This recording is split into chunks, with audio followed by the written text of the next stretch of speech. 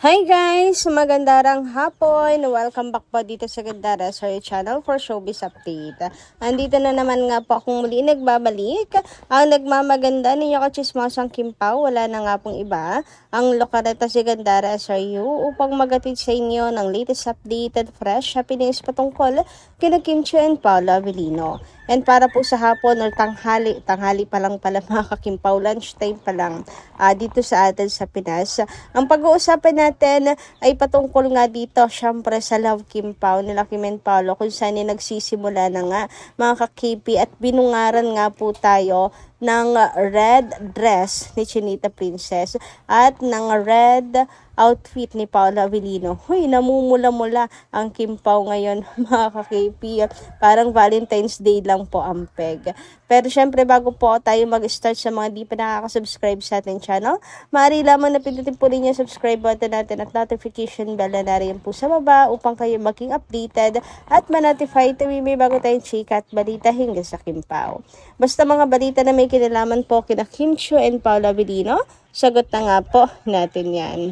At simulan na nga po natin ang atin pong balitaan ngayon pong tanghaling ito mga Kim Pao. Kung saan iunahin na nga natin pong pag-usapan at i-shout out ang mga Kim Pao, mga ka-Kim Pao natin na tumungo at pumunta po sa Redwood City Front Theater mga ka-Kim Pao para makiisa sa pagsuporta sa concert na to nila Kim and Paolo.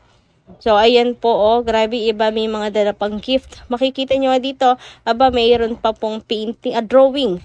Ayan, para kina Kim and Paolo. Hope na makuha po nila Kim and Paolo yan, bilang remembrance. Sayang iisa. Sana may kopya rin para pareha sila. Pero kung sa bagay, darating naman ang araw na sa isang tahanan na lang po sila uuwi. Huy! Lakas makadilulo. Anyway, ayan, dumako na nga tayo dito sa unang nasagap natin na balita po sa pagsisimula ng concert nila Kim and Paolo. So, ang una po nating nasagap na balita na talaga na may kinakikilig ngayon at pinagkakaguluhan ng mga team online at team bahay na nag-aabang po sa live nila Kim and Paolo ay syempre ito pong usapan na ng Kim Pao with the fans. Parang kamustahan, hi, hello po muna, ganyan. Na kung saan nakaupo sila Kim and Paolo na ini-entertain po ang mga tao doon. So meron pong binasa si Kim na isa pong banner na nakasulat po na "Pa, will you marry me?" Grabe ang tidian ng mga tao. Kasi sa halip na fan ang nagsabi kay Pao, ay si Kim po ay nagsabi. Diyos ko. O edi parang si Kim na nga po ang nag-propose kay Paolo Avellino. Pero what if nga mga ka-Kim Pao? What if sinagot yon ni Paolo Avellino ng yes, pakakasalan kita? Huy, lalo naman po ata sigurong dadagundong sa Fox Theater mga ka-Kim Pao sa sobrang kilig at saya. Bakit naman kasi Kim, ikaw yung nagbasa? Pwede namang si Pao yung magbasa or sinasadya mo para malaman ang kasagutan ni Papi. Huy! Anyway, ayan nga po ang mga fans, sobrang dami ang mga cameras nakatutok kina Kim and Paolo sa pagsisimula. And sigurado ako na mas marami pa pong mga ayuda ang mga maglalabasan po niyan. Grabe, hindi nga po ako makapag-focus ngayon, parang sobrang dami kong gustong i-update sa inyo mga ka-Kim Pao. Meron pa nga rin pong mga pinag-usapan sila Kim and Paolo. Pero grabe naman ang coincidence, diba mga Kim Pao? Kanina lang at kahapon lang pinag-uusapan natin na what if biglang may proposal na maghanap. Tapos biglang boom, abay si Kim po pala yung magpo-propose. Charot, hindi yun. Binasa lang talaga niya yung nakasulat po doon. Pero nakakakilig, diba? Anyway, sabi dito ni Miss Mila Borja, Ma'am Gandara, sana mag-propose na si Pao. Ipakita na ni Pao ang totoo. Patunayan niya patunayan niyang totoo ang kanyang hangarin kay Kim para sa love nilang dalawa. Yung surprise para makita ng fan seniors. Nandito lang kami sa paligid. Thank you Lord, gabayan mo po ang Kim Pao. God bless always. Have a good luck. Ayun na nga, Madam Mila Borja. Sana talagang may proposal pong maganap. Pero sa ngayon, yan lang po muna yung proposal na nakita natin ngayong araw na to. Grabe, nagsisimula pa lang po. Pero parang kotang-kota na tayo sa pakilig nila Kim and Paolo. Grabe, talagang nagpaulan po sila ng kilig kanina. Pero huwag po kayong mag-alala kasi alam naman natin na, huy, kung makaalam ka, alam mo naman siguradong sigurado. Nandyan po rin ang tungo ng Kim Pao. Kumapit lang po kayo. Just claim it at sabayan po ng panalangin. Anyway, grabing ganda nga po ni Chinita, mga kakimpaw. Bagay na bagay sa kanya yung color red na suot. Grabing puti niya para po siyang may sariling ring light, mga kakimpaw. Ang ganda ng suot po niya at saka si Paolo Avellino. Parang araw talaga ng mga puso. Anyway, sabi naman po ni Miss Norma Daya, good AM Gandara. What a joy is on my heart. Upon reading all comments sent by all KP fans who are really legit fans of KP. Gandara, ito na yung sabi ni Ogie Diaz na umpisa na ng pagkalaos ng dalawa. What a shame, OD. In your vlogs, cause your vlog that yun on mode of selling tickets is buy one take one. Now, OD, let all your fake vlogs be bounced back to your artist whom you like. Then please have also true vlogs about them. God bless KP and all their legit fans, vloggers, friends, seniors, and Aki.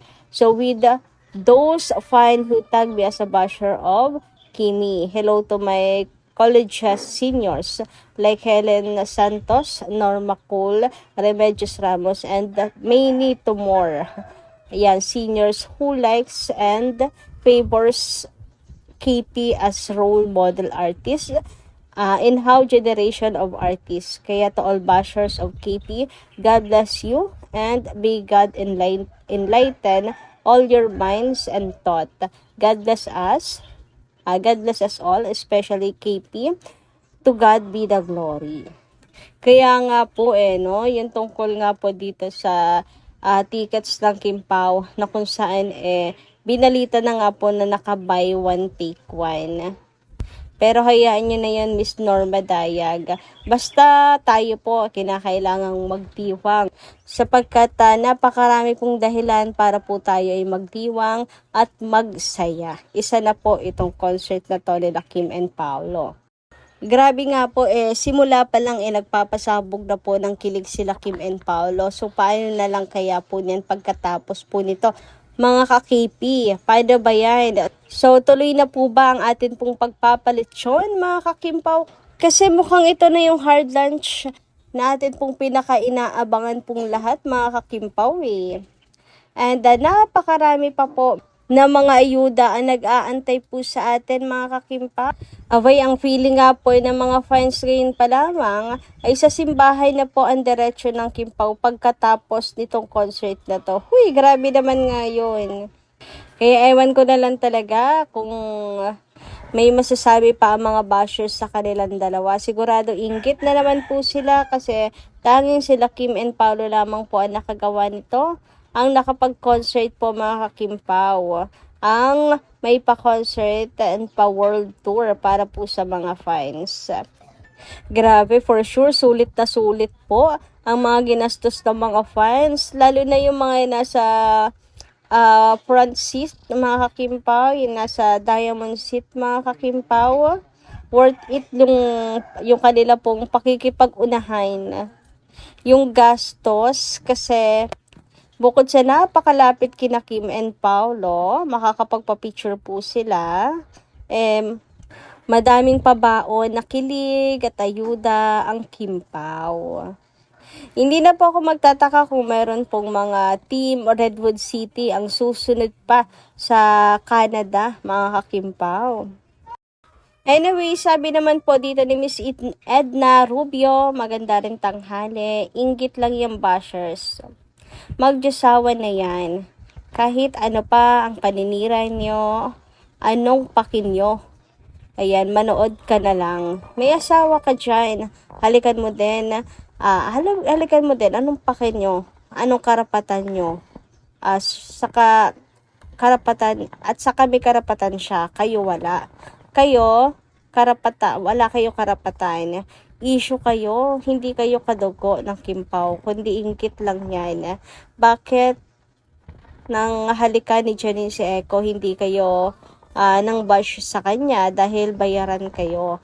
Mahiya naman kayo, basher. Buhay yan ng Kim Pao at hindi nga kayo kilala ng Kim Pao. Angas pa ng apong nyo. Bash tulad ng idol nyo, liar. So, grabe naman yung gigil, Ma'am Edna Rubio. Ano po, sige lang, ilabas nyo lang po yung gigil po ninyo na yan. Pero masasabi lang po natin, no matter po gawin ni Kim Chiu kay Paolo Avellino, umangkla man po siya dyan, bumeso man po siya kay Paolo, wala po silang karapatan para yun po ay kanila pong pansinin, diktahan at questionin. Kasi kung meron man pong may karapatan, si Kim yun. Anyway, hanggang dito lang muna ating update. Maraming salamat po sa inyong pakikinig. Kita kasi po muli sa susunod natin, chika. Maraming salamat.